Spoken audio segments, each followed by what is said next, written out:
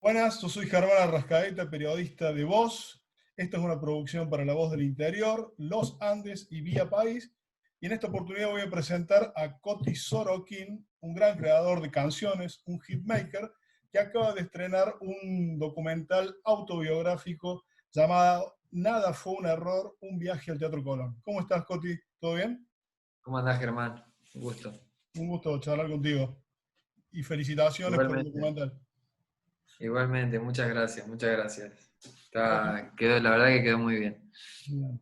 No, te quería preguntar algo elemental, así, llevarte al grado cero de la producción, porque tengo la duda si el documental autobiográfico tiene por disparador la producción del show en el Teatro Colón, que resultó tan hermosa, tan cálida, y eso te disparó la necesidad de hacer algo que abarque toda tu vida, o es algo que ya venías pensando de hace tiempo.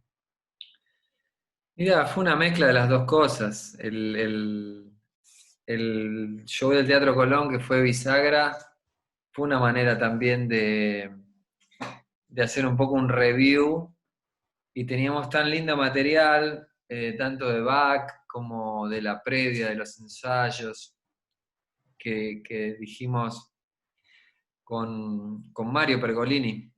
Ujú. Decidimos armar esto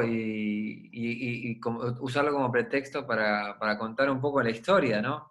Porque bueno, por ahí lo que ocurre con los conciertos así tan icónicos, que a veces se ve el resultado, pero no se ve todo el trayecto, todo el viaje, y era un poco la idea, mostrar ese viaje, ¿no? Un viaje que no empezó con los ensayos, sino un viaje que empezó por ahí cuando yo era chico y empecé las primeras clases de guitarra, por ejemplo, la primera clase de música.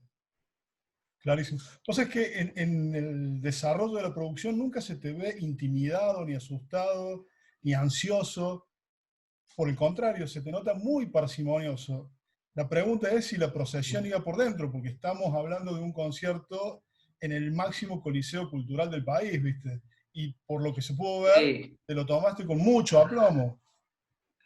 la procesión va por dentro en algunos casos, en muchos casos, pero bueno, también la realidad es que hay dos cosas. Primero, que yo ya había grabado varios conciertos en vivo. Este era especial, obviamente, ¿no? Por eso hicimos el documental. Y por otro lado, eh, hice todo un trabajo también del bocho, no solamente técnico, digamos, o de ensayo, sino también un laburo de ir visionando el día anterior, de estar en el teatro. Y obviamente que también estaba nervioso, todos estábamos tensos o nerviosos, pero eso nunca te tiene, esa tensión es buena, digamos. Siempre hay que tener una cierta tensión acerca de cuando uno va a hacer cosas importantes, ¿no? Y es normal que estén, porque gracias a esa adrenalina uno responde y rinde. El tema es que cuando te pasás un poquito ya te empieza a jugar en contra, entonces eso hay que manejarlo constantemente, ¿no? Claro. Hay un momento en el que, bueno, al momento de hacer el relevamiento por tu vida, que es bastante, no quiero decir extenso, porque eso nos pone a jugar un poco con la edad que tenemos y demás, pero bueno, has vivido una vida bastante particular. A mí, había algunos aspectos que desconocía y otros tantos que sí, pero uno entre los que desconocía es que tenías un pasaje aéreo a Miami el 12 de septiembre de 2001, es decir, un día después del atentado a las Torres Gemelas. Por ende no pudiste viajar, no pudiste realizar ese viaje y todo derivó en tu autoexilio a España y en un viraje absoluto en tu vida. Lo que Sí. quiero preguntar puntualmente es si pensás que el destino está siempre operando en favor o en contra nuestro, y si es una preocupación que tenés en forma permanente, incluso para componer. Bueno, lo que pasa es que uno lo ve con el diario del lunes a eso y te parece que al final salió bien, pero que salgan bien o salgan mal las cosas es una construcción, no creo que sea un destino.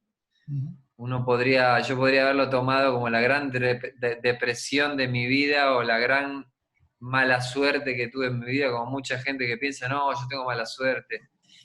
Justo viene a pasar el atentado de las Torres Gemelas cuando yo iba a mostrar mi material allá. todo depende de cómo uno construye eso y lo que hace uno con lo que le pasa. Me parece que, y, y las cosas que te pasan a uno, la mayoría tiene que ver con lo que uno construye. Entonces, mismo el caso ahora de la cuarentena, por ejemplo, bueno, en aquel momento, digamos, rearmamos la historia, digo rearmamos porque también mi familia estuvo muy involucrada, sobre todo mi pareja, mis hijos, en tomar la decisión de ir a Madrid. Pero bueno, también hubo una búsqueda, no es que salió eso así porque sí, o sea, cuando se suspende el viaje aquel, yo me acuerdo de haber llamado 350 veces a esta persona, a Pelo Aprile, que es un productor de música muy conocido, de haberlo vuelto loco acerca de... Entonces, por último, él me dice, bueno, juntémonos en Madrid. Y bueno, ahí empieza otra historia, bueno, se cuenta en el documental, pero cómo las cosas ocurren, pero también es lo que uno hace con eso que ocurre, y lo que uno construye con eso que ocurre, y cómo generás cosas, ¿no? Ahora con la cuarentena pasa lo mismo, quiero decir. Uno podría decir, bueno, el peor año de mi vida, tenía que tocar en Luna Park, se suspendió. Bueno, a ver, también es una buena oportunidad para hacer otras cosas, Ujú. eh, como por ejemplo sacar este documental, que lo teníamos ahí medio parado, y gracias a que tuvimos que parar la gira, bueno, al final no hay mal que por bien no venga, y a veces, o casi siempre, lo que sucede conviene. También es muy significativa la aparición de, bueno, de tu primer grupo de rock formado en Rosario, Luz Mala, y bueno, me da pie para preguntarte porque hay como una mitificación de la escena rosarina de los 80 e incluso de la década inmediatamente anterior, pero no se sabe mucho del Rosario de los 90, ¿no? Lo que te quiero preguntar puntualmente, si esa escena reaccionaba contra la trova, si era una escena alternativa modernosa que quería resetear y dar vuelta a la página. En fin, vos me dirás. Y en los 90 en Rosario hubo una tendencia de mucha música fusión, que de hecho tiene mucho que ver, el jazz rock, tiene mucho que ver con la escena de rock nacional de ahora Uh -huh. también, de muchas bandas de ahora. Bueno, en aquella época, cuando acá se vivía por ahí en Buenos Aires más, el rock más barrial, digamos, hubo como ahí había como una cultura más musical, o sea, no tan barrial, sino más de música un poquito más compleja, no sé cómo llamarle, más fusionada, que tiene que ver más con la música que ahora está ocurriendo en el panorama de rock nacional, llamémosle, ¿no? Eh, y nuestras bandas que estaban en ese momento, eh, que nos iba más o menos bien, éramos bandas de tocar en pubs, ¿no?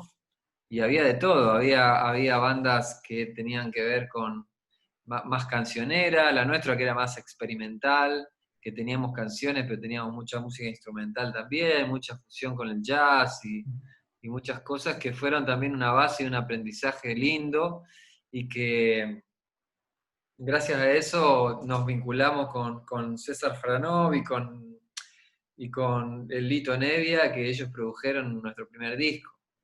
Entonces, a partir de ahí, bueno, es que yo me vengo a Buenos Aires y empieza como mi etapa más porteña, digamos.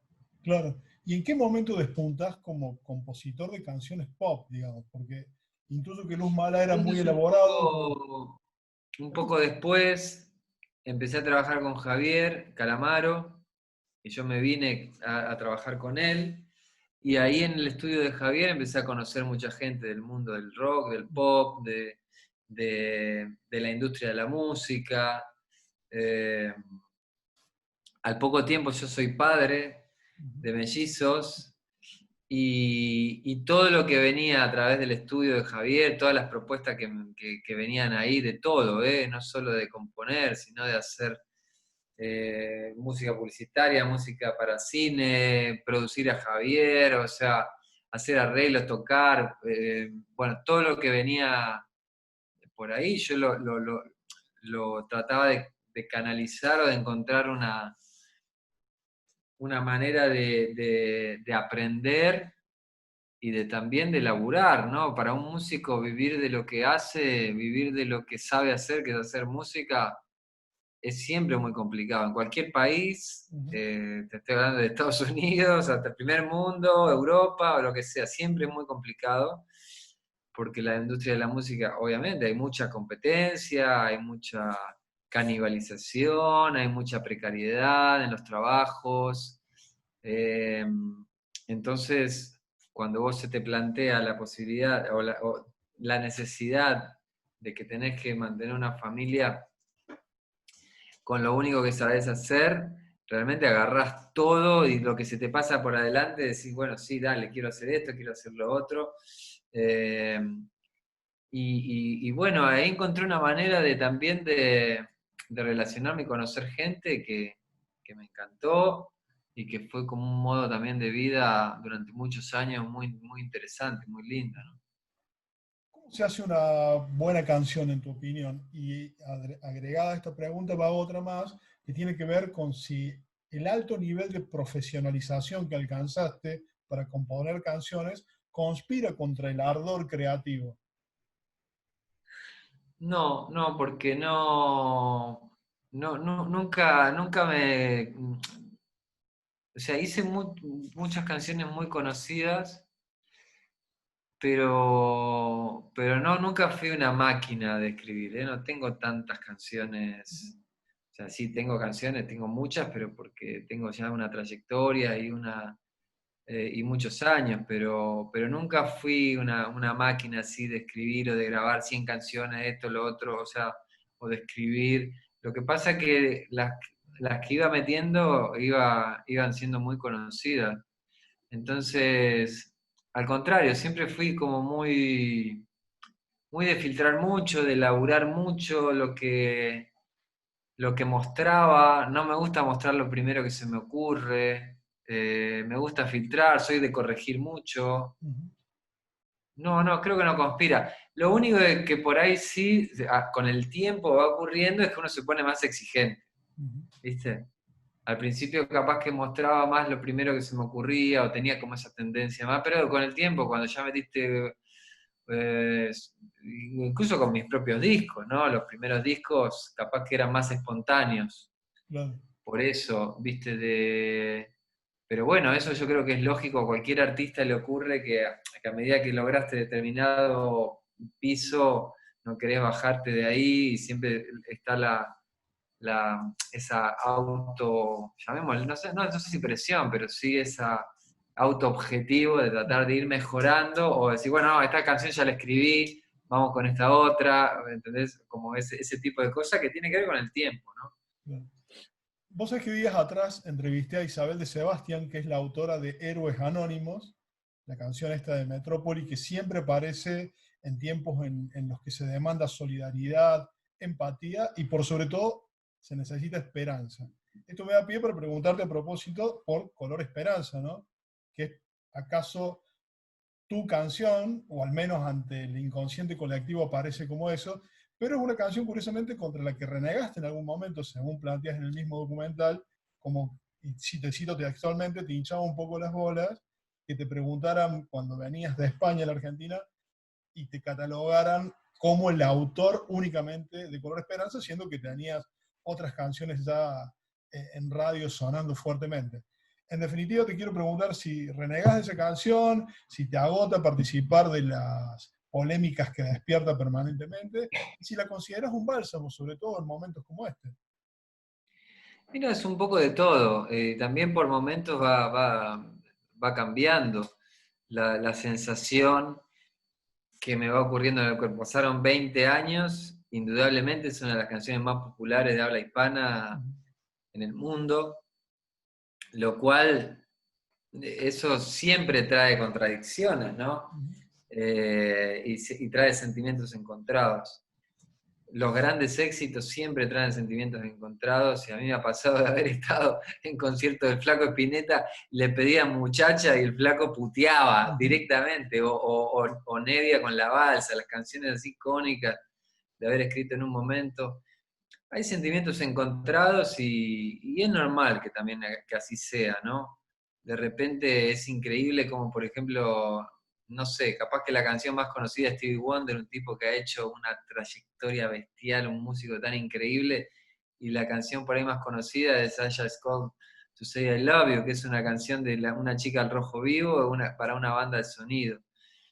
Entonces, tiene esas contradicciones la música popular, ¿viste? O Garota Ipanema, ponele, ¿viste? Ahora, me ocurre como que voy también fluctuando en esa sensación. En ese momento capaz que renegaba porque yo, en realidad a mí me interesaba hablar de lo que yo estaba haciendo, eh, que era súper grosso lo que me estaba pasando con Nada fue un error, por ejemplo, que es otra canción icónica.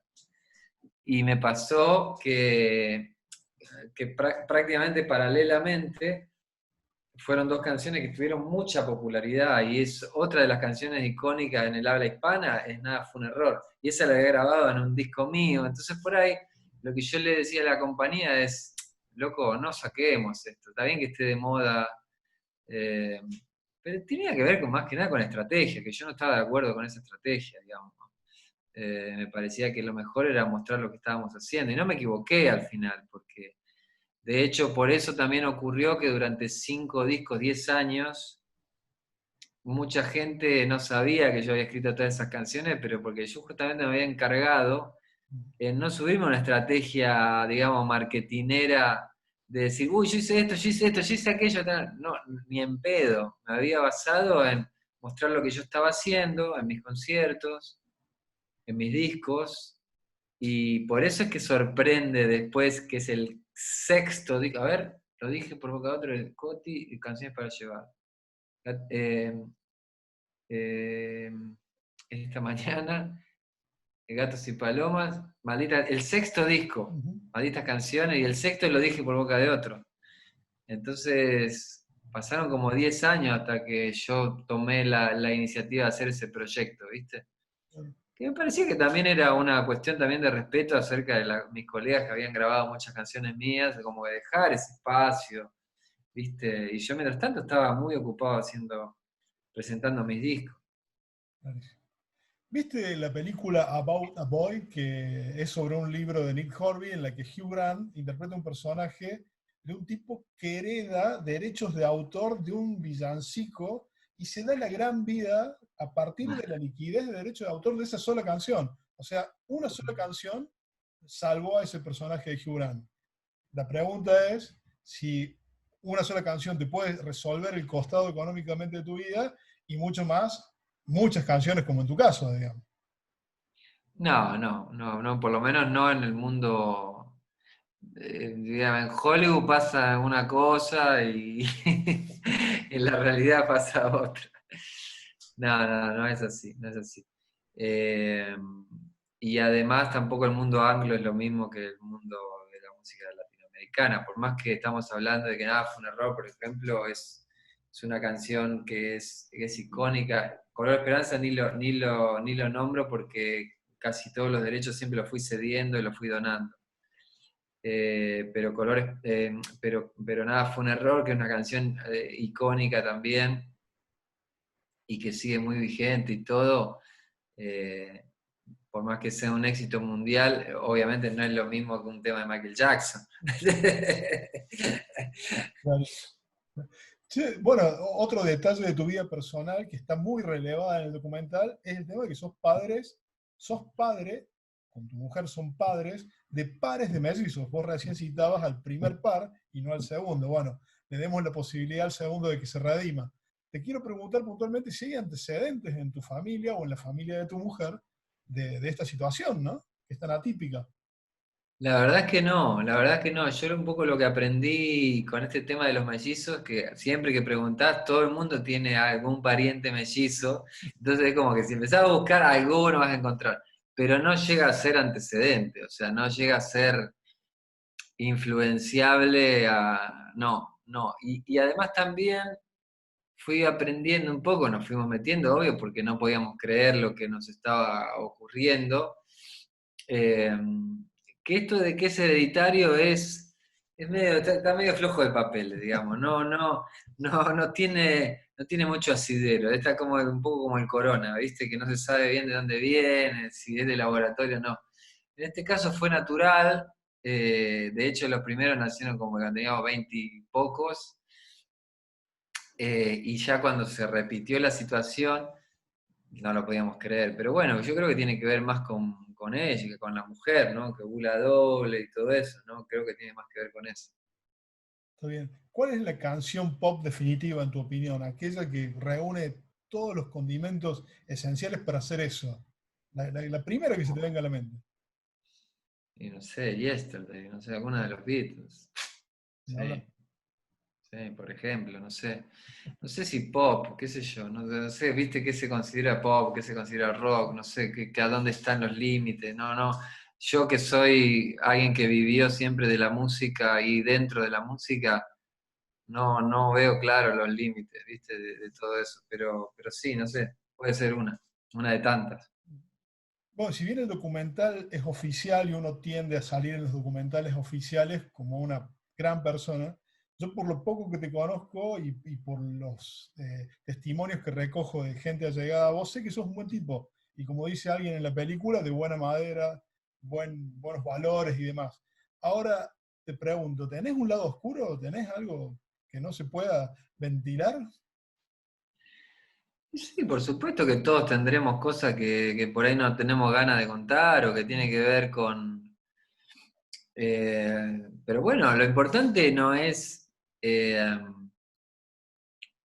quiero decir, lo importante me parece a mí es que es promediar, ¿viste? Promediar y siempre que vaya ganando el lado bueno, me parece a mí. Todos tenemos un angelito y un demonio ahí diciéndonos, uno comiendo, diciendo una cosa y otro diciéndonos otra. Pero después están las tomas de decisiones y en las tomas de decisiones se va construyendo. Y lo que uno construye es lo que construye, quiero decir. Con esto que evidentemente no ganó al lado bueno, porque eso, eso ya se empieza a ver desde chico y no ganó el lado malo, digo, perdón, Ujú. ganó el lado bueno, en el sentido de que también con el tiempo uno va construyendo algo y construye amistades, relaciones, vínculos, y eso no hay cómo esconderlo, ¿viste? No hay cómo esconderlo.